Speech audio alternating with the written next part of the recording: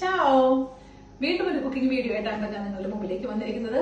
വേറൊന്നുമല്ല, എല്ലാവർക്കും തിന്നാൻ ഇഷ്ടമുള്ള ഗ്രില്ലാട്ടത്തെ വിഭവം. ആരെയും കുത്തി നോക്കിയരുതെന്നൊക്കെ പറയുമെങ്കിലും ചിക്കൻ ഇതുപോലെ നന്നായിട്ട് കുത്തി നോക്കിച്ചാൽ മാത്രമാണ് കേട്ടോ മസാലയ്ക്ക് പിടിച്ച് തിന്നുമ്പോൾ ഒരു രസം ഉണ്ടാവുള്ളേ. അങ്ങനെ ചിക്കനെ കുത്തി പരുവൊക്കെ ഇട്ട് പുരട്ടാൻ കുറച്ച് തന്തൂരി മസാലയും നാരങ്ങനീരും ഒലിവ് ഓയിലും ഉപ്പും പുരട്ടി കുത്തുകൊണ്ട് എൻ്റെ ക്ഷീണം മാറ്റാനായിട്ട് ഇച്ചിരി നേരം റെസ്റ്റ് എടുക്കാൻ ഫ്രിഡ്ജിലേക്ക് വിട്ടു. ആ നേരം കൊണ്ടിട്ട് ഓവൻ ടെമ്പറേച്ചറിലേക്ക് സെറ്റ് ചെയ്തേ. എന്നെക്കാളും നീളമുള്ള സോസേജിനെ അളവൊന്നും നോക്കാതെ ചെറിയ കഷ്ണങ്ങളായിട്ട് മുറിച്ച് മാറ്റി വെച്ചു. ഇതിൻ്റെ ഒപ്പം കോമ്പിനേഷൻ പൊട്ടറ്റോ ബേക്ക് ചെയ്തതായതുകൊണ്ടിട്ട് പൊട്ടറ്റോ നന്നാക്കി സ്ക്വയർ പീസിൽ നുറുക്കി ഇച്ചിരി ഉപ്പും ഒലിവ് ഓയിലും പുരട്ടി അതും മാറ്റി വെച്ചു. ചൂടായ ഓവനിലേക്ക് സോസേജ് എടുത്തു വെച്ചു. ഒട്ടും സമയം കളയണ്ടെന്ന് വിചാരിച്ച് പൊട്ടറ്റോ എയർ ഫ്രയറിനകത്ത് ഒരു തണ്ട് റോസ്മേരിയും ഇച്ചിരി ഒലിവ് ഓയിലിനെ സ്പ്രേയും ചെയ്ത് ബേക്ക് ചെയ്യാൻ വേണ്ടിയിട്ട് വെച്ചു.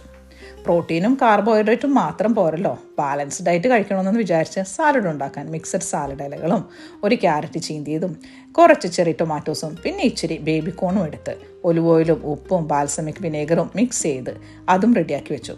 അപ്പോഴേക്കും സോസേജും പൊട്ടറ്റോയും റെഡി ആയിട്ടോ. വേദന റെസ്റ്റ് കഴിഞ്ഞ് വന്ന ചിക്കനെ എടുത്ത് എയർ ഫ്രയർ കറ്റി അതും വെന്ത് കഴിഞ്ഞപ്പോൾ ഇങ്ങനെ എല്ലാവരും കൂടി പ്ലേറ്റിൽ തട്ടി ഒരു പിടുത്തം അങ്ങ് പിടിച്ചു. എങ്ങനെയുണ്ട് ഞങ്ങളുടെ ഇന്നത്തെ ഡിന്നർ? ഇഷ്ടമായോ? എൻ്റെ വീഡിയോകൾ ഇഷ്ടമാണെന്നുണ്ടെങ്കിൽ ഈ ചാനലൊന്ന് സബ്സ്ക്രൈബ് ചെയ്ത് ഷെയറും കമൻറ്റും ലൈക്കും ഒക്കെ ഇട്ട് എന്നെ ഒന്ന് സപ്പോർട്ട് ചെയ്യണേ. അപ്പോൾ ഇനി അടുത്ത വീഡിയോയിൽ കാണാം. ബൈ.